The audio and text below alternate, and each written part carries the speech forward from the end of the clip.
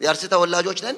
ወጂኛተን ገራ ወኛተን ይባላል በእኛ ባህል። ወጂኛተን ገራ ወኛተን ማለት አብረው የበሉ አይበላሉም እንደማለት ነው። አብረው የበሉ ይተዛዘናሉ እንደማለት ነውና ስለዚህ በአንድ ትሪ ለአስራችን የሚበቃ ምግብ አድርጋ ወጂኛታ ገራ ወኛተን ብላ ትሰጠናለች በአንድ ላይ ትሰጠናለች። እና አንድ የሚያሻማ መንፈስ አለ። ማን እንደበላው ሳናቅ ምግቡ ያልቃል። ማን እንደበላው አናቅም። መሬት ላይ የተደፋ የለም፣ እኛም አልበላንም፣ ምግቡ አልቋል። እና ለማዘር ይሄ አላዋጣ አላት። በዚህ አይነት አይቻልም። እናሳድጋቸው ልጆችም ስላሉ ትንሽ ቀበሌ ነውና ይሄን በዚህ መልክ አይቻልም ማለችና እንደ እድር ቤት ሳህኖች ገዛችልን። ሳህኖች ገዛች። አንዳንድ ልጅ የተደረገለትን ምግብ ምን ያክል እንደተደረገለትም አያይም፣ ይዞት ነው የሚሄደው። አንዳንዱ ግን ምግብ ከተደረገለት በኋላ ከሱ ሳህን ላይ ያይና የወንድሙን ሳህን ያይና ኮምፔር ያደርግና ለቅሶ ጀምረ ምን ሆንክ ሲባል እሱ ትልቅ ነው የኔ ትንሽ ነው ይላል። በዚህ ጊዜ ማዘር ምግብ አትጨምርም። መጀመሪያ ያስቆም ብላ ነው የምትቀጣው። የሚሉ ሰዎች አሉ አንተ ይዘውም ጭምር ገና ሳይበሉ ሳይጀምሩ።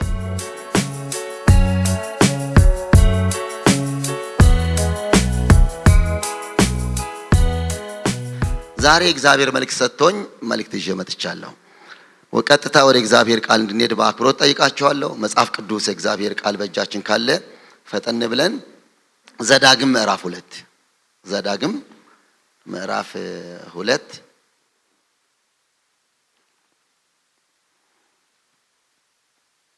ከቁጥር 1 ጀምሮ ያለውን ክፍል አነባለሁ። እግዚአብሔርም እንዳለኝ እግዚአብሔር ይላል ማለት ነው። እግዚአብሔር ይናገራል። እስኪ አንዴ እግዚአብሔር ይናገራል በሉ እስኪ አንዴ። ይሄን እየተናገረ ያለው የእግዚአብሔር ሰው ሙሴ ነው። እግዚአብሔር እንዳለኝ ብሎ አንድ ነገር ሊነግረን እየሞከረ ነው። እስኪ እንስማው። ምንድነው እግዚአብሔር ያለው? እግዚአብሔርም እንዳለኝ ተመልሰን በኤርትራ ባህር መንገድ ወደ ምድረ በዳ ሄድን። የሴርንም ተራራ ብዙ ቀን ዞርን። እግዚአብሔርም እንዲህ ብሎ ተናገረኝ፣ ይህን ተራራ መዞር ይበቃቸዋል። ተመልሳችሁ ወደ ሰሜን ሂዱ። ሕዝቡንም እንዲህ ብለህ እዘዛቸው፣ በሴር ላይ በተቀመጡት በወንድሞቻችሁ በኤሳው ልጆች አገር ታልፋላችሁ። እነርሱም ይፈሯቸዋል። እንግዲህ እጅግ ተጠንቀቁ። የሴርን ተራራ ለኤሳው ርስት አድርጌ ስለሰጠው እኔ ከምድራቸው የጫማ መርገጫ ታክል እንኳን አልሰጣችሁምና አትጣሏቸው።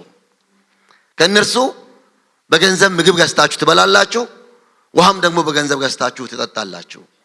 አምላክ እግዚአብሔር የእጅህን ሥራ ሁሉ ባርኮልሃልና በዚህ በታላቅ ምድረ በዳ መሄድን አውቋል።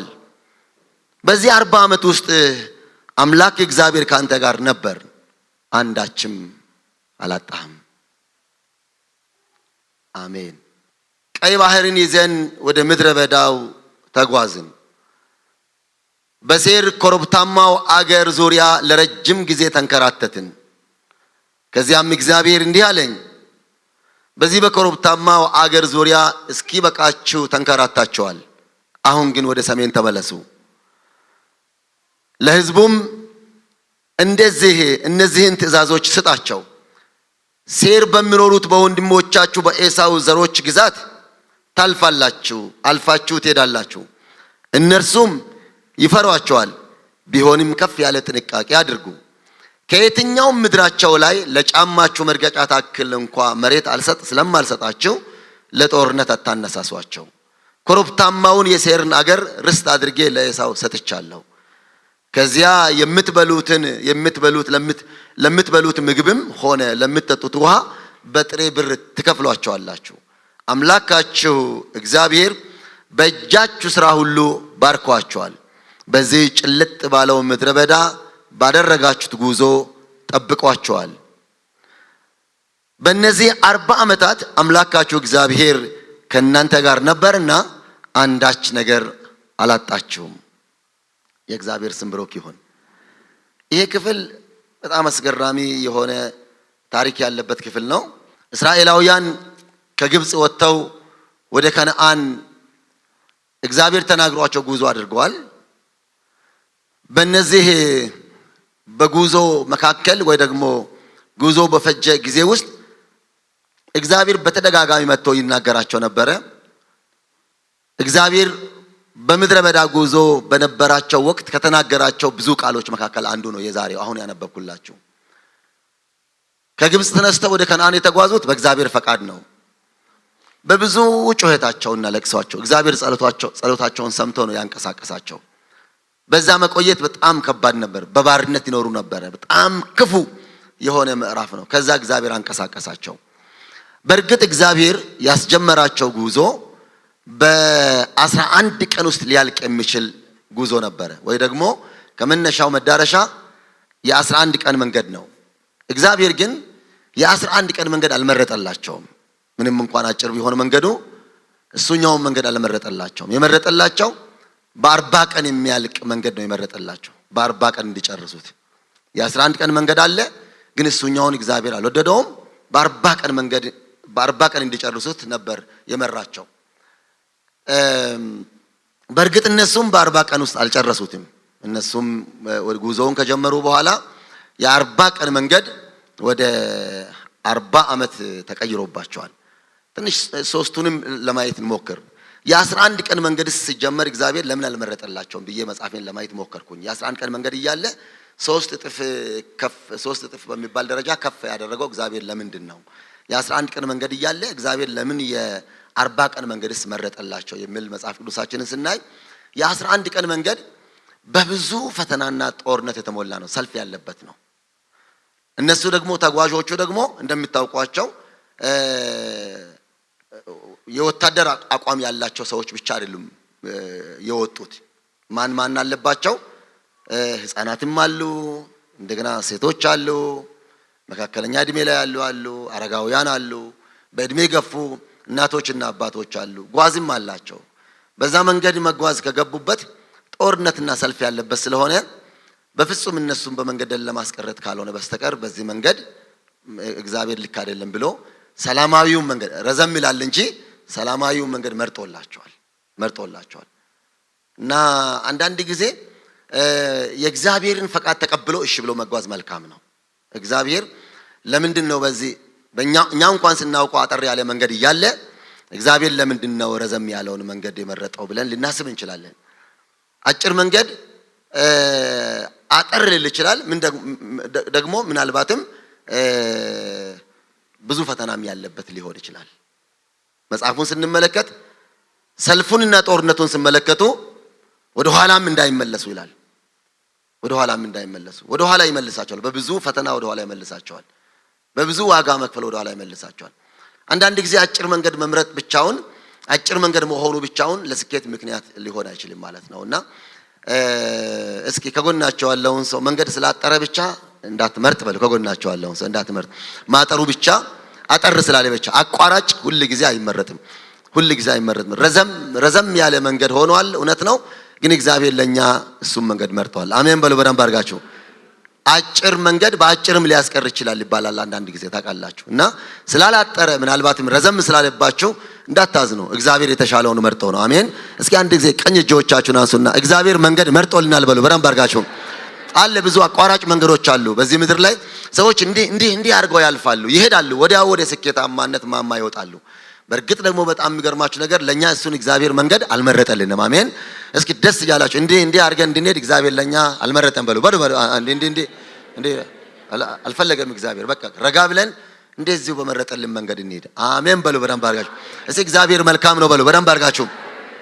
ረጅም መንገድ ነው፣ ትንሽ ረዘም ብሏል። ግን እግዚአብሔር የተሻለውን መንገድ ስለመረጠላቸው ነበርና በጉዞ ውስጥ ገቡ። በ40 ቀን ደግሞ ለምን አልጨረሱም የሚለውን ነገር ደግሞ ለማየት ሞከርኩ። በ40 ቀን እንዴት አልጨረሱም? እግዚአብሔር በ40 ቀን ያልቃል ያለውን መንገድ ለምን 40 ዓመት ሆነ? 40 ወር እንኳን ቢሆን ጥሩ ነበር። 40 ዓመት ሆነ ግን ለምን ረዘመባቸው ብዬ ሳጠና ምክንያቶቹ ብዙ ናቸው። ከነዚህ ጥቂቶቹን ላንሳላችሁ። አንደኛው ወደ መንገዱ ከገቡ በኋላ ያጉረመርሙ ነበር። የ11 ቀን መንገድ እያለ የ40 ቀን መንገድ ውስጥ መግባታችን ትክክል ነበር ወይ ይላሉ። እና ማጉረምረም ክፉ ነገር ነው፣ በጣም ክፉ ነገር ነውና ደስተኛ አይደሉም። በሚያደርጉት ነገር ደስተኛ አይደሉም። በጉዞው ደስተኛ አይደሉም።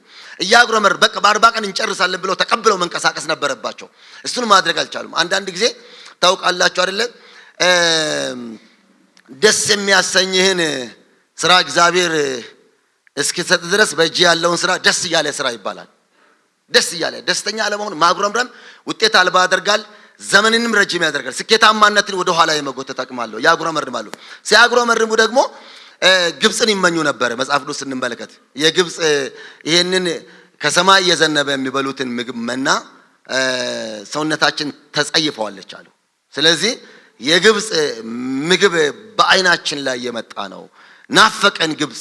በግብፅ ብንሆን ኖሮ እንደው የተሻለ ምግብ እንበላ ነበር ማለት ደግሞ ጀመሩ። ከዛ የምግብ ዝርዝር ደግሞ ሲዘረዝሩ በጣም የገረመኝ የምግብ ዝርዝራቸውን ሲዘረዝሩ መጽሐፉን ስትመለከቱ ዱባ ይጠቅሰዋል።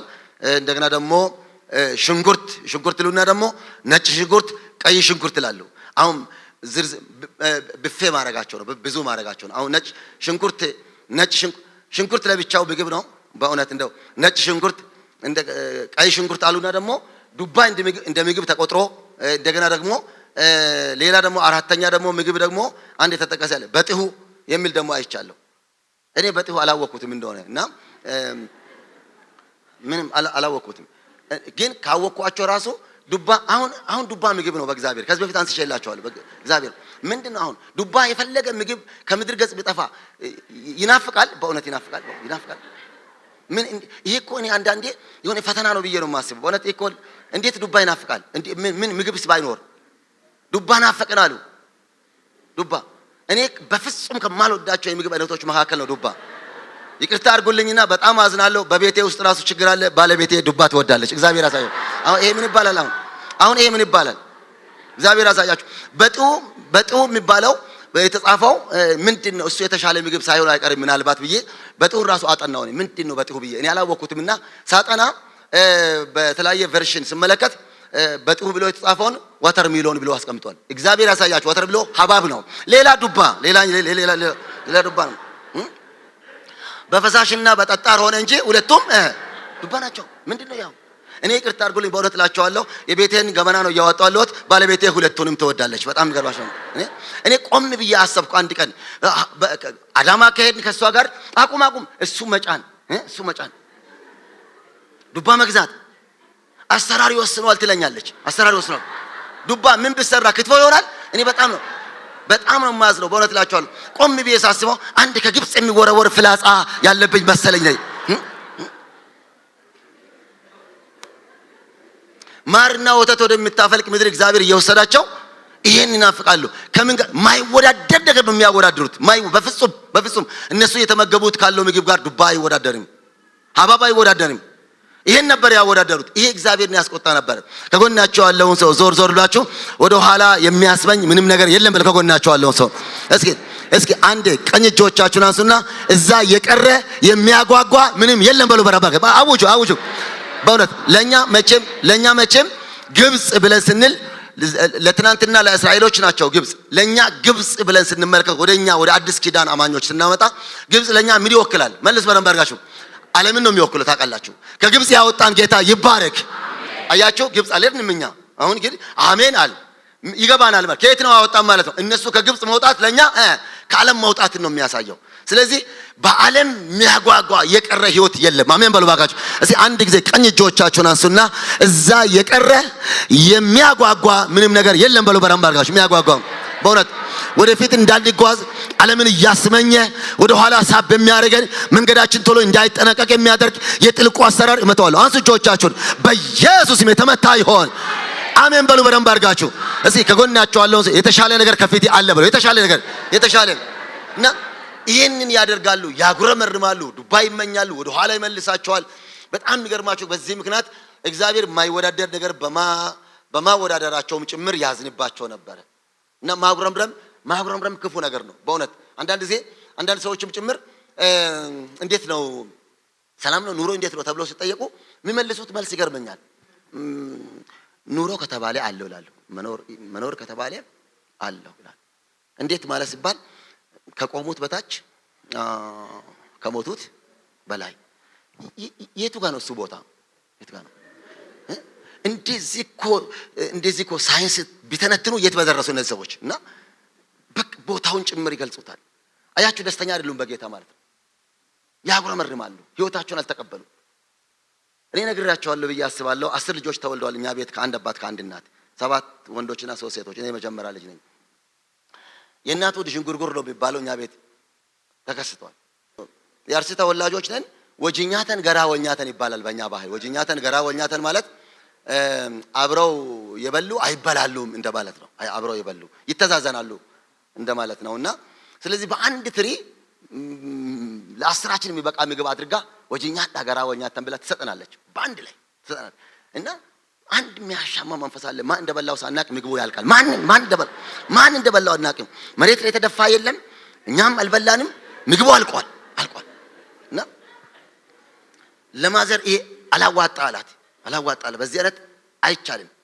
እናሳድጋቸው ልጆችም ስላሉ ትንሽ ቀበሌ ነውና ይሄን በዚህ መልክ አይቻልም አለችና እንደ እድር ቤት ሳህኖች ገዛችልን። ሳህኖች ገዛች። አንዳንድ ልጅ የተደረገለትን ምግብ ምን ያክል እንደተደረገለትም አያይም፣ ይዞት ነው የሚሄደው። አንዳንዱ ግን ምግብ ከተደረገለት በኋላ ከሱ ሳህን ላይ ያይና የወንድሙን ሳህን ያይና ኮምፔር ያደርግና ለቅሶ ይጀምራል። ምን ሆንክ ሲባል እሱ ትልቅ ነው የኔ ትንሽ ነው ይላል። በዚህ ጊዜ ማዘር ምግብ አትጨምርም። መጀመሪያ ያስቆም ብላ ነው የምትቀጣው። የሚሉ ሰዎች አሉ፣ አንተ ይዘውም ጭምር ገና ሳይበሉ ሳይጀምሩ። ኢየሱስ ጌታ ነው። አሜን በሉ ባካችሁ። የሚገርማችሁና ቢነቃችሁ ነገር አንዳንዴ በማዕድ ደግሞ ስንቀመጥ የመጠጥ ውሃ አይቀርብም፣ ይረሳል። አይቀርብም። የመጠጥ ውሃ እኩል መቅረብ ነበረበት። ይረሳና ተነስ እስኪ አንተ ውሃ አምጣ ይባላል። በዛ በኩል ያለው እያለ ነው የሚሄደው። ቀጥ በሰላም አይሄድም። ምንድነው የምትለው? ቃላቶቹ አይሰሙም። የሆነ ነገር ብላል። ምንድነው የሚባለው? ይሄ አሁን ማጉረምረም ነው። ደግሞ ተበሳጭቷል። እሱ ስለታላከ መሰለኝ ሁሉ ጊዜ እንደምትልኩት እያለ እንደሆነ አናውቅም። ምን እንደሚል እያለ ሄደው ያመጣል። በብስጭት ስለሚያመጣ ደፍቶ ነው ግማሽ በታች ግን እንደገና አምጣ ቦልታ ይሰባል። እኔ አጠናው ማጉረምረም ምን ማለት ነው ብዬ መጽሐፍ ቅዱስ ሳጠና በአፋን ኦሮሞ ጉንጉሙ ይላል። ጉንጉሙ ማጉረምረም ክፉ ነው። ህይወትን ልፍ እንዳይል ያደርጋል። የኔስ ለብቻው ነው ይላል አንዳንድ ሰው። ፈተና አይነት የለውም። ማልገልጽ አይነት ፈተና ውስጥ ነው። እግዚአብሔር ትውት አድርጎኛል። እግዚአብሔር አይተውም። እግዚአብሔር አለ በዙፋኑ ላይ። ይሁላችሁ ቅድም ወንድሞቼ ቆመው አንድ ነገር ይናገሩ ነበር። እኔ አንድ ነገር ላንሳላችሁ። ይሄ እንደዚህ መቀመጥ ራሱ በጣም ውድ ነገር ነው። ይሄ በጣም ውድ፣ ይሄ ቅንጦት ነው። ይሄ አሁን እንደዚህ ቁጭ ብሎ ጌታን መስማት በጣም ውድ ነገር ነው። በጣም ውድ ነገር ይሄ ራሱ ይሄ ሌላ ሳልቆጥር እኔ እናንተ ፊት ቆሜ እንደዚህ ማገልገል በጣም ውድ ነገር ነው። እግዚአብሔር ያደረገልኝ በጣም እንደዚህ በእንክብካቤ ሊይዘው የሚገባ ነገር ምንም እንዳልተደረገልኝ ሊቆጥር አልችልም። ይሄኔ ኢየሱስ ጌታ ነው። አሜን አሜን በሉ በደንብ አድርጋችሁ። እስኪ እግዚአብሔር መልካም ነው በሉ በደንብ አድርጋችሁ። ይሄ ውድ ነገር ነው።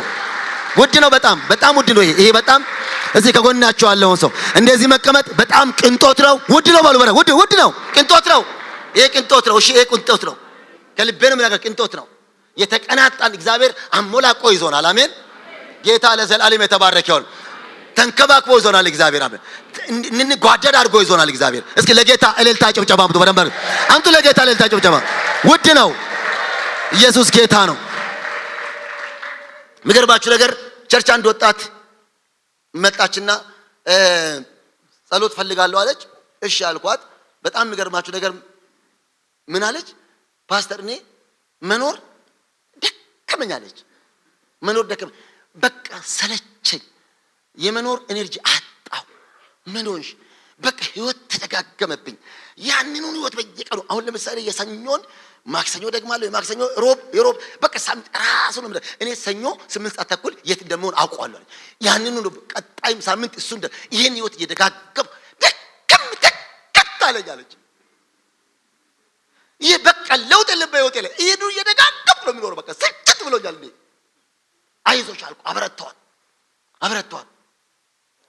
ገርማችሁ ነገር እና ሁኔታዎቿን አይቼ አይዞሽ ነገሮች ይቀየራሉ፣ እግዚአብሔር አለ፣ ወደ ከፍታ እግዚአብሔር ይሄ ሁኔታም አበረታትቻት ከዛ በኋላ በብዙ ፈተና ውስጥ ታልፍ ትቻለሽ።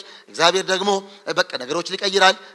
ጻድቅ 7 ይወርቃል 7 ይነሳል ስላት አይ ፓስተር አንተ ገና 7 ላይ ነው ያለው የኔ እኮ ከ70 አለፈ ያለች። አሁን እግዚአብሔር አሳየው አንተ በጣም ጥሩ ሁኔታ 7 ላይ ያለ አንተ ለካ ገና አለች።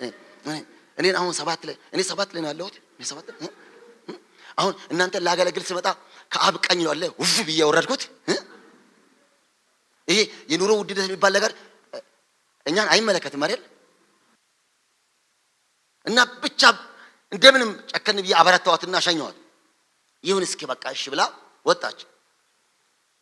ገርም ነገር አይ ቲንክ ከአንድ 5 ቀን በኋላ ይመስለኛል እናቷ ደወሉልኝ። እባክህ ድረስልኝ አንድ ሐኪም ቤት ገብቻለሁ ልጄ ታመመችብኝ ብሎ ሐኪም ቤቱን ነገሩኝ። ሄድኩ። የሚገርማችሁ ነገር የታመመችው ያቺ ልጅ ናት። የሚገርመው ነገር በግማሽ በኩል አንድ ግማሽ አካሏ ስትሮክ አረጋት መሰለኝ አላቅም። በአንድ በድን ሆነ። ይሄ አንዱ ጎን ቢቆነጠጥ የማይሰማ በድን ሬሳ ሆነ። ምንም የማይሰማው ማይንቀሳቀስም ሆነ ማያገለግላት አይነት ሆነ። ምላሷንም ያዝ አረጋት። እንደ ትናንትናው በቃ አይዞሽ ምን ገጠማት ምንድነው በደንብ አታወራም ያዝ አርጓታልና እንደምንም በጥራት ልታናግረኝ ሞከረች። እንደምንም ነው የሰማሁት። እኔ አሁን እንደሷ ማውራት አልችልም፣ ግን እንደው የተረዳሁትን ያለችኝን አፏን ምላሷን ያዝ አርጓት ፓስተር የባለፈው የሚደጋገሙ ቀኖች በህይወቴ መልሰው እንዲደጋገሙ ጸልልኝ አለች። እነዛ ቀኖች ናፈቋት። አሁን ናፈቋት። ያ 8 ሰዓት ተኩል የምትቆምበት ቦታ ናፈቃት። መቼ እንደምትድን የማይታወቅ ሁኔታ ውስጥ ገባች። የእግዚአብሔር ቤተሰቦች እንደዚህ ችለን ቁጭ በማለታችን ቀላል አድርጋችሁ እቺ ዓለም ክፉ ናት። ነገሮች በቅጽበት የምትቀይር ናት። በልዑል መጠጊያ የሚኖር ሁሉን በሚችል አምላክ ጥላ ውስጥ ያድራል። ለዚህ ነው በሰላም ያለ ነው እየወጣን እየገባን ያለ ነው እንጂ በዛው ክፍል ላይ 91 መዝሙር ላይ ከዚህ ጥላ ውጪ ሰዎች ከሆኑ ሊያጠቁ የሚችሉ 7 አደገኛ ነገሮች አሉ። ያዳኝ ወጥመድ፣ የሚያስደነግጥ ነገር እዛው ጋር በሌሊት የሚበር በቀን የሚበር ፍላጻ፣ የሌሊት ግርማ፣ በጨለማ የሚሄድ ክፉ ነገር፣ የቀትር ጋኔን እና አደጋ ተብለው የተጠቀሱ ነገሮች አሉ። ይሄ ሁሉ ባለበት ምድር በሰላም ወጥተን ስንገባ እንቅስቃሴ አድርገን ስንመለስ ይሄ ውድ ነው ታውቃላችሁ። በጣም ውድ ነው። ነገሮች በቅጽበት ሌላ ዳይሜንሽን ሌላ መልክ ሊይዙ የሚችሉ ናቸው። እግዚአብሔር ግን ጠብቆናል። አይታችሁ በዚህ ክፍል ውስጥ በዚህ ጭልጥ ባለ ምድረ በዳ ስትሄዱ እግዚአብሔር ጠብቋቸዋል የሚል ቃል አለ። እግዚአብሔር ጠብቆናል። አሜን። እስኪ በሰላም ወጣችሁ በሰላም መግባት ስለቻላችሁ ብቻ እባካችሁ ሌላው ይቅር እልልታ ጭብጨባ። እግዚአብሔር ለኔ መልካም ነው አላጉረመርምም ብዙ ምስጋና አለኝ የምትሉ እልል በሉ ለዚህ ጌታ ላሳያችሁ እግዚአብሔር እንዴት እንደረዳን። እኛ እግዚአብሔር የረዳን ሰዎች ነን። ነገሮች ድንገት በሚቀየሩበት ነገሮች ድንገት ወዳልተፈለገ አቅጣጫ በሚሄዱበት በዚህ ክፉ ዓለም እየረዳን ያለ ጌታ የተባረከ ይሁን። ከአዳኝ ወጥመድ ከሚያስደነግጥ ነገር ከቀን በቀን ከሚበር ፍላጻ ከአደጋና ከቀትር ጋኔን ከሌሊት ግርማ የጠበቀን ጌታ የተባረከ ይሁን። ጨምሩ ከዚህ በላይ እልልታ ጭብጨባ። እኔ እግዚአብሔር የረዳው ሰው ነኝ። አመስግን እልል በል። ጌታ ለዘላለም ይባረክ። እግዚአብሔር ጥበቃውን ስላበዛላችሁ አመስግኑ። ከዚህ በላይ ላስቸግራችሁ ስሙ ይባረክ። ኢየሱስ ጌታ ነው። እዚህ ከጎናችሁ ያለውን ሰው እኛ እግዚአብሔር የረዳን ሰዎች ነን በሉ። ከጎናችሁ ያለ እኛ አውጁ። በደምብ አየሩ ለናውጃለን። ሰይጣን እየሰማ አውጁ። አንዴ እኛ እግዚአብሔር የረዳን ሰዎች ነን በሉ። የረዳን እኛ እግዚአብሔር የረዳን ሰዎች ነን። አናጉረመርምም። ስሙ የተባረከ ይሁን። አሜን በሉ። በደንብ አድርጋችሁ አንድ መዝሙር ነበረ ያሳቤ የልቤ ባይሞላ ይሁን ያልኩት ሁሉ ባይሳካ ላመስገን ይቅር ማማረሬ ያልከው ይሁን ጌታ ያ መልካም ነው ለኔ ካንተ ጋር መስማማት ይሻላል ማዘን ማኩረፍ ምን ያዋጣል ፈቃድህን ይሁን ማለት መልካም በጊዜው ነገር ውብ ይሆናል። እዚህ ቀኝ እጆቻችሁን አንሱና ያሳቤ የልቤ ባይሞላ ይሁን ያልኩት ሁሉ ባይሳካ ላመስገን ይቅር ማማረሬ ያልከው ይሁን ጌታ ያ መልካም ነው ለኔ። እጆቻችሁ ከፍ አድርጉና እያውለበለባችሁ ያሳቤ የልቤ ባይሞላ ይሁን ያልኩት ሁሉ ባይሳካ ላመስግን ይቅር ማማረሬ ያልከው ይሁን ጌታ ያ መልካም ነው ለኔ። እልልታ ጭብጨባ ለጌታ አምጡ። ሃሌሉያ። እግዚአብሔር በዙፋኑ ላለ አሜን በሉ። በደንብ አድርጋችሁ ጌታ ይባረክ። ከጎናችሁ ያለውን ሰው የተደረገልህ ብዙ ነው በሉ። ከጎናችሁ የተደረገልህ ካልተደረገልን በጣም ይበዛል። እግዚአብሔር ለማመስገን ከበቂ ምክንያት በላይ አለን። አሜን። እስራኤልን ማጉረምረማቸው በ40 ቀን ማለቅ የሚገባውን ጉዟቸውን ወዴት ቀይሮባቸዋል? ተናገሩ ባካችሁ። ወደ 40 ዓመት እንግዲህ አስቡ። 40 ዓመት ሞልቶት የወጣ ሰው ከግብጽ ሲወጣ 40 ዓመት የሆነው ሰው በመንገድ ላይ እድሜው ስንት ሆነ ማለት ነው? በቃ 80 ሄደ በቃ ማለት ነው። እዛ ሳይደርስ ወደዚህ ማለት ነው። ከጎናቸው ያለውን ሰው እባክህ እዛ ሳትደርስ ወደዚህ እንዳትሄድ በሉ ከጎናቸው በሉ ዞር አንዳችሁ እባክህ ማጉረምረም እዛ ሳትደርስ ወደዚህ ይሸኛል።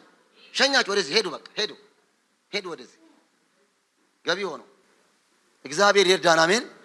እንደ እግዚአብሔር ያለ ማንም የለም። ምን አሳጣን? ስሙ ይባረክ። እግዚአብሔር አላጎደለብንም። አሜን። የሚገርማችሁና የሚደንቃችሁ ነገር አሁን ላንሳላችሁና ከግብጽ ወጥተው ጉዞ ጀምሯል። 40 ዓመት ፈጅቶባቸዋል። ግን ደግሞ የተወሰነም የተንፋቆቁም ቢሆን ወደ አንድ የሴር ተራራ አካባቢ ደረሱ።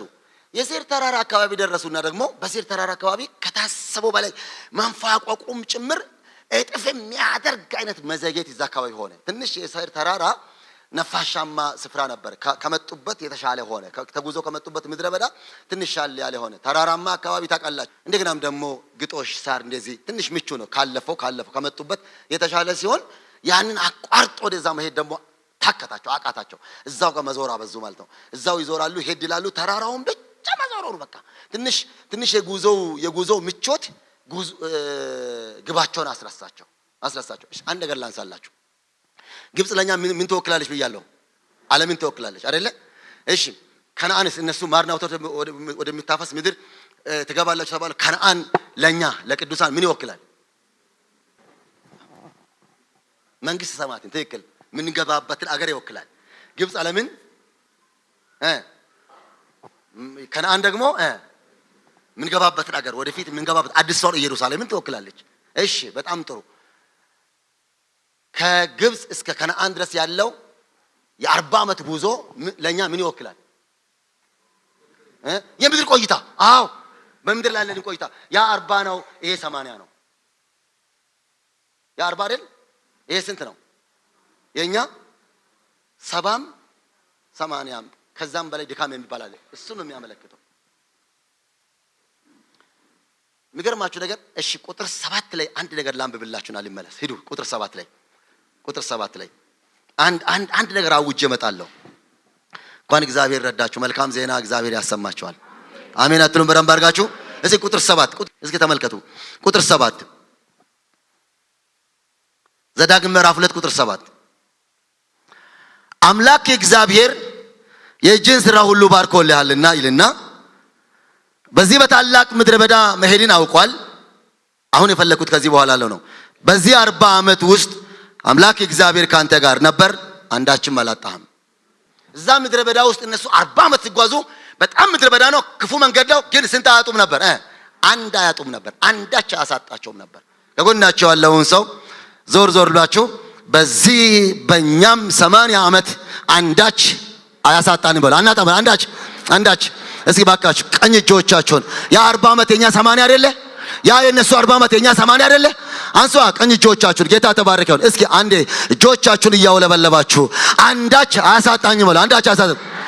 እስኪ ባካችሁ በዚህ በምድር ቆይታዬ በሉ። በደንብ አድርጋችሁ ለምን አታውጁ? ድምጻችሁ ከፍ አድርጉና አውጁ። አንደበታችሁ ላይ ተናገሩ።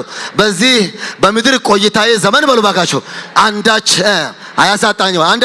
አንዳች አያሳጣችሁም።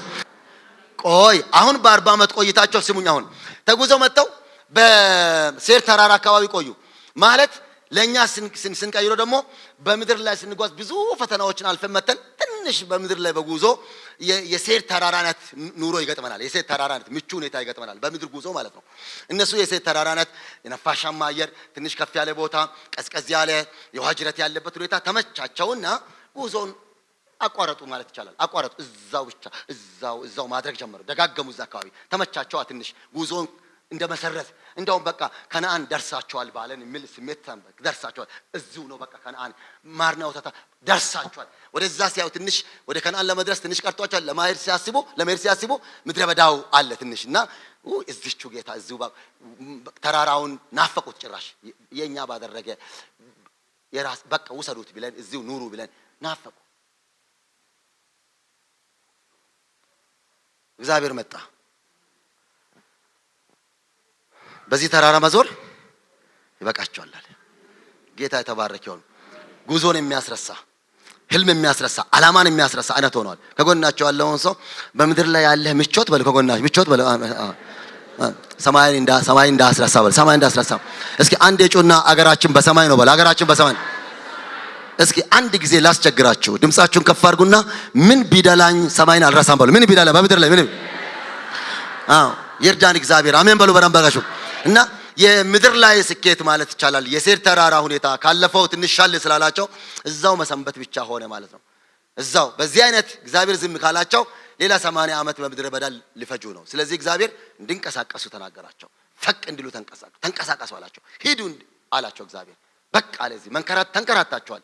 ይሄ አሁን ጥሩ ኑሮ መስላችኋል? እንደው ፈቅ ብትሉ እኮ ጨከን ብላችሁ ብትጓዙ እኮ ማርና ወተት ጋር ትደርሱ ነበር። ኖ በቃ ጨከን ብላችሁ ጉዞ ጀምሩ ብሎ እንደገና አንቀሳቀሳቸው። ሲያንቀሳቀሳቸው እስኪ ቁጥር 1 ጋር ሄዱ። ወደ ላይ ተመለሱና አይ ቲንክ ሶ ቁጥር 2 ላይ እግዚአብሔርም እንዲህ ብሎ ተናገረ ይላል። ቁጥር 1 ላይ ተመለስን፣ በኤርትራ ባህር መንገድ ወደ ምድረ በዳ ሄድናል። ከዛ ሲንቀሳቀሱ እስከ ከነአን ለመድረስ ትንሽ ምድረ በዳ አለ። እሱን ጀምሩ ግቡበት አለ። ገባናል። ወደዛ ጉዞ ጀመርን። የሴሪን ተራራ ብዙ ቀን ዞርንልና እግዚአብሔርም እንዲህ ብሎ ተናገረኝ፣ ይህን ተራራ መዞር ይበቃቸዋል። ተመልሳችሁ ወዴት ሄዱ? ወደ ሰሜን ሄዱ አለ። አሁን ወደ ምድረ በዳ ተጓዝን ይላል። ወደ ሰሜን ደግሞ ሂዱ አለ ይላል። ወደ ምድረ በዳና ወደ ሰሜን ሰምታችሁ ያልኳችሁ የትና የት? ወደ ምድረ በዳም ነው ወደ ሰሜንም ነው። እኔ አሁን ወደ ሰሜን ሂዱ ብዬ ብላችሁ አሁን ስንቶቻችሁ ጌታ ተናገረኝ የምትሉት? ሰሜን ምድረ በዳ ጭምር ያለበት ነው እና ሂዱ አላቸው። ለምን ሰሜን መረጠ እግዚአብሔር ብዬ ትንሽ ላጠና ሞከርኩኝ። እነሱ ሲዞሩ እነሱ ካሉበት ከነአናቸው በሰሜን በኩል ነበር የነበረው። ስለዚህ ወደ ሰሜን ሂዱ ተባለው ወደ ትክክለኛ አቅጣጫ ሲመራቸው ነው። ትክክለኛ አቅጣጫ እንዲይዙ ነው እንጂ ሌላ ትርጉም የለውም። ወደ ሰሜን ሂዱ ስላቸው ምን ማለት ነው? ከነአን ማርና ወተት የምታፈሰው ምድር አሁን እነሱ ካሉበት በየት በኩል አለችው? መልስ በደንብ አድርጋችሁ በሰሜን በኩል ነው። ወደ ሰሜን ሂዱ አላቸው። ጌታ ኢየሱስ በምድር ላይ በነበረ ጊዜ ታስታውሳላችሁ።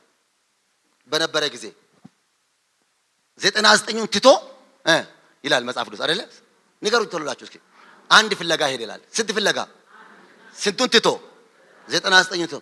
እነዚህ የተተውት ጌታ ኢየሱስ ትውት ያደረጋቸው 99 እነማን ናቸው ብዬ ትንሽ ለማጥናት ሞከርኩ። እነማን ናቸው 99ኞቹን ተዋቸው የተባሉት እነማን ናቸው ብዬ ሳጠና መጽሐፍ ቅዱስ ላይ እንደዚህ ይላል በግልጽ ቋንቋ ንስሐ የማያስፈልጋቸው ይላል። ምን ማለት ነው? የዳኑ ማለት ነው። የዳኑትን ትቶ ያልዳነውን ፍለጋ ነው የሄደው። በቃ እንደሱ ነው።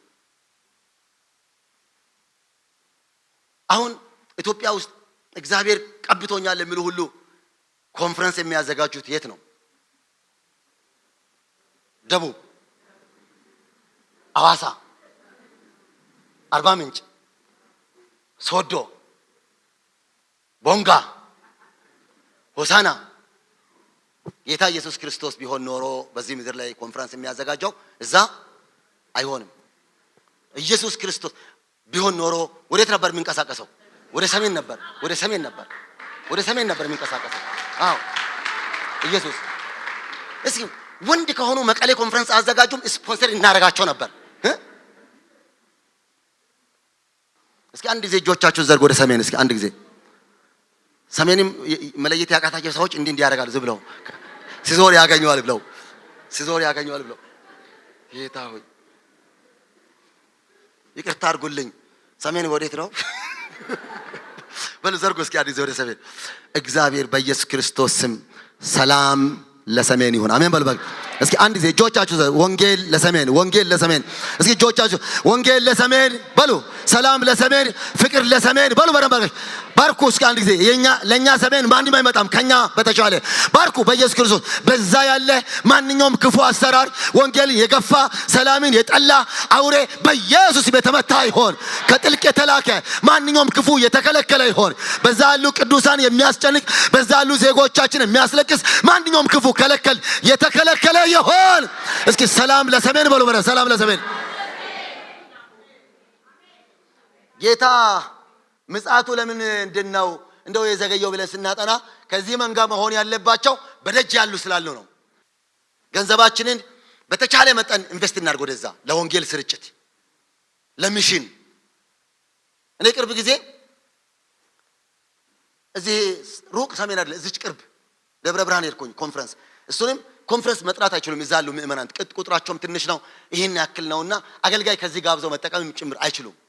ብዙ ፈተና ስላለባቸው የኢኮኖሚም ጫና ስላለባቸው እዚህ ያሉ ቅዱሳን ስፖንሰር አድርገውን ዛልጋ ይዘው ምን አድርገው ይዘው ነው ሄድን እና በጣም የሚገርማችሁ ነገር ለየት ያለ አምልኮ ሆነ። ከወትሮ ቲም ሆነን ነበር ሄድነው ከዚህ ከአዲስ አበባ ስናገለግል ድንጋይ ተወረወረ ኳ ቤቱ ላይ። እኔ ተናድጄ ወጣሁ። ላጥ ብዬ ወጣሁ። ማን ነው ብዬ ላጥ ብዬ ወጣሁ። እንትን ለማለት ሰውጣ ፓስተሩ ተከትሎ ይወጣ። ምንድነው አለ የሃይማኖት እኩልነት እንዴት አይከበርም ያልኩኝ። ሰውጣ ቆይ ብሎ ያዛረገኝና ፓስተር ረጋ በላለኝ። ይሄ እኮ በጣም ጥሩ ነው እኮ አለ። ዛሬ የሆነው እኮ በጣም ጥሩ ነው አለ። ማለት አልኩ ዛሬ እኮ ድንጋይ ነው ተወረወረው አለ። ሌላ ጊዜ ምንድነው የሚወረወረው አልኩት። ሌላ ጊዜ እኮ ቦምብ ነው የሚወረወረው አለ። በእውነት ቆል ብላችሁ እንዴ በኢየሱስ ስም አልኩት። ና አለና ፈቅ አድርጎ ግቢያቸው እንዴት የታጠረ ድንጋይ አጥር ነውና ያ የፈረሰው አይት ያለ አለ የወረወሩት ቦምብ ነው ያፈረሰው አጥሩን አለ። እንደገና ፈቅ አረገኝ ጣሪያ ላይ ያሳየኝ ሞከረ። ቆርቆሮውን አዲስ ቆርቆሮ ቀይረዋል እዛ ቆርቆሮ ላይ እሱንም ጭምር የወረወሩት ቦምብ አፍርሶት ቆርቆሮ ተክተን ነው አለ። ብዙ ጊዜ ተወርወሩ ብላል ቦምብ ግን ወይ ቆርቆሮ ወይ ግድግዳ አንድ ነገር ያደርጋል እንጂ አንዳችን ላይ ምንም አይነት ጉዳት አድርሶብን አያውቅም ማለት።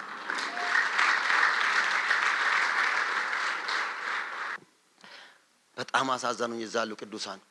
የዛለት የሚወረወር ቦምብ ወደ ጌታ ሊሸኛቸው እንደሚችል እያወቁ ቸርች ይመጣሉ። ምናልባት ተሳክቶ ከመታቸው ወደ ጌታ ሊሸኛቸው እንደሚችል እያወቁ ከቸርች አይቀሩም። አይታችሁ ለእግዚአብሔር ቤተሰቦች እስኪ ለሰሜን አንድ ጊዜ እጆቻችን ዘርጋ። አንዳች በጎ መልካም ነገር እንዲሆን ሰማይ እንዲታረቀው አንዳች መልካም እስኪ እጆቻችሁን ዘርጉ ባካችሁ። እስኪ አንድ ጊዜ እግዚአብሔር ለሰሜን ይራራል። አሜን በሉ ባካችሁ። እስኪ ባርኩ በደንብ አድርጋችሁ ባካችሁ። በእውነት እላችኋለሁ ባረኩ። ዛሬ ወንጌል በኢየሱስ ክርስቶስ ስም ያብብ። ሰላም በዛ ምድር ላይ ፍሬ ያፍራ። ማንኛውም ኢየሱስ በዛ ምድር ላይ በእግሩ ይራመድ። በኢየሱስ ልዩነት ይሁን። በኢየሱስ ክርስቶስ ሰላም ይሁን። እስኪ አንድ ጊዜ አውሬው ይከልከል በሉ በደንብ አድርጋችሁ። እግዚአብሔር ይምታው። አሜን በሉ በደንብ አድርጋችሁ። የእግዚአብሔር ቤተሰቦች በጀት መድባችሁ እዛ አካባቢ አገልጋዮችን ለመደገፍ ሞክሩ። እዛ ያሉትን ቅዱሳን ለመደገፍ ሞክሩ። ገንዘባችን ወደዛ እናርግ። መልካምነታችን ወደዛ እናርግ። በብዙ ዋጋ በመክፈል ሚሽነሪ ሆነው ሄደው ገንዘብ ስላጡ ደግሞ በብዙ ፈተና ውስጥ ያሉ አሉ። እንደግፍ። ከዚህም ደግሞ መሄድ የሚፈልጉት እንላክ። በዚህ ምድር ላይ አንድ ነገር ላንሳላችሁ። ወደ ጌታ የመጣለት በደንብ ያዙልኝ። ወደ ጌታ የመጣለት ወደ ጌታ ብንሄድ መንግስተ ሰማያት አንገባም? አትመልሱም? በደንብ አድርጋችሁ ወደ ጌታ የመጣለት ወደ ጌታ ብንሄድ እንገባለን። ታዲያ እግዚአብሔር እኛን የጠራን ለመንግስተ ሰማያት ብቻ አይደለም ማለት ነው። እዚህ ካቆየን ለመንግስተ ሰማያት ብቻ ዓላማው እግዚአብሔር እኛን ለመንግስተ ሰማያት ብቻ ጠርቶ ቢሆን ኖሮ የዳን ቀድ ገቢ ያደርገን ነበር። እዚህ ካቆየን እግዚአብሔር አንድ ዓላማ አለው ምድር ላይ ማለት ነው። በእኛ ላይ ሊሰራ የወደደው በጣም የሚገርም መጽሐፍ ቅዱስን ሳጠና ኢየሱስ ክርስቶስ የመጨረሻ ንግግሮቹን አድርጓል። በመጨረሻ አካባቢ እንደውም ግሬት ኮሚሽን ተብሎ የሚታወቅ ቃል አለ። አንድ ታውቃላችሁ። እሱ ቃል ምላል ወደ ዓለም ሁሉ ሂዱ ይልና ምላል መልስ ባካችሁ ወንጌልን ለፍጥረት ሁሉ ስበኩ። እዚህ ምድር ላይ እግዚአብሔር ከዳን በኋላ ያቆየን ለአንድ ነገር ነው። ወደ ዓለም ሁሉ እንድንሄድ ነው። ወንጌል እንድንሰብክ ነው። ያለ ነው። ከዳን በኋላ ጌታ እድሜ የጨመረልን መልሱ በደንብ አድርጋችሁ ባካችሁ ላስቸግራችሁ ለወንጌል ነው። ለሰማይ የሚሆን መስፈርት ተሟልቷል። ይወስደን ነበረ። እዚህ ስራ ስላለ ነው ያቆየ እግዚአብሔር። እስኪ አንዳችሁ ዞር ብላችሁ እዚህ እግዚአብሔር ወደ ጌታ ከመጣ በኋላ ያቆየህ በሉ ባካችሁ። እድሜ የጨመረልህ በሉ። ለወንጌል ነው በሉ። ለወንጌል ነው። ለወንጌል ነው። ለወንጌል ነው። ለወንጌል ነው። የእግዚአብሔር ቤተሰቦች እሺ መሄድ የማንችልባቸው ብዙ ሂዱ ነው ያለው። በቃ ሂዱ። ምናልባት መሄድ የማንችልበት አጋጣሚ ደግሞ አለ። ምናልባትም ደግሞ ልጆች እናሳድጋለን። እግዚአብሔር የሰጠንም ኃላፊነት ይኖራል። ብድግ ብለን ወተን ምናልባት ወንጌል ላንሰራ እንችላለን። ታዲያ ምን እናርግ? መሄድ ያልቻል ምን እናርግ ለሚለው ደግሞ መጽሐፉ ምላሽ ሰጥቷል በግልጽ ቋንቋ። መሄድ ያልቻለ ሰው ምን ማድረግ እንዳለበት በግልጽ ቋንቋ ደግሞ አስቀምጧል። እስኪ አንድ ጊዜ ሮሜ 10 ጋር ሄዱልኝ ቶሎ ብላችሁ። ፈጠን ብዬ እየርኩላችሁ ነው። አንዳች መልካም ነገር እግዚአብሔር ዛሬ በዚህ ጉባኤ ያደርጋል። አሜን። ለማመን ያልተቸገረ አንድ ሰው አሜን ብሎ ይቀበል። ኢየሱስ ክርስቶስ ጌታ ነው። ስንት አልኳችሁ? ሮሜ 10 ቁጥር 13 እንደዚህ ይላል፣ የጌታን ስም የሚጠራ ሁሉ ይድናልና። ማን ይድናል? መልስ በደንብ አድርጋችሁ። በቃ ሰዎች የጌታን ስም መጥራት አለባቸው። የጌታ ለመዳን ምን ማድረግ አለባቸው? የጌታን ስም መጥራት አለባቸው። የጌታን ስም ይጥሩ የጌታን ስም ብለን ደግሞ እንዳንገላገል ቀጥሎ አንድ ቃል አለ። ምን ላልመሰላችሁ? እንግዲህ መልሱ በደንብ አድርጋችሁ። አትናገሩም? አታነቡም? ያላመኑበትን እንዴት አድርገው ይጠሩታል? ለካ እንዲጠሩት ምን ማድረግ አለባቸው? ማመን አለባቸው። እኛም ራሳችን ኢየሱስ ብለን የምንጠራው ንገሩኛ ስላመንን ነው። ይጥሩ ብለን እንዳንገላገል ማመን አለባቸው አለ። ይመኗ ብለን ደግሞ እንዳንገላገል አንድ ሌላ ተጨማሪ ይመኗ ታዲያ ብለን እንዳንገላገል ሌላ ተጨማሪ ነገር ይናገራል። ምን ይላል? ባልሰሙትስ እንዴት ያምናሉ? እንግዲህ እንዲያምኑ ደግሞ ምን አስፈለገ? አሁን ደግሞ ቶሎ ንገሩኝ። እንዲጠሩት ማመን አስፈለገ። እንዲያምኑ መስማት አለባቸው። ወንጌልን መስማት አለባቸው። በቃ ይስሙ ብለን ደግሞ እንዳንገላገል አሁንም ያጠባል። ተናገሩ። ምን ይላል? ተናገሩ በደንብ አድርጋችሁ። ያለ ሰባኪስ እንዴት ሰማሉ? ምን አስፈለገ ደግሞ? አሁን ቶሎ ንገሩኝ። ሰባኪ አስፈለገ። በቃ ሰባኪ ሁኑልኝ አለ ጌታ። እያጠበበ መጣ። ይስሙ። እንዲሰሙ ደግሞ ሰባኪ ያስፈልጓል። ንገሯቸው። መስማት አለባቸው። እምነት ከመስማት ነው።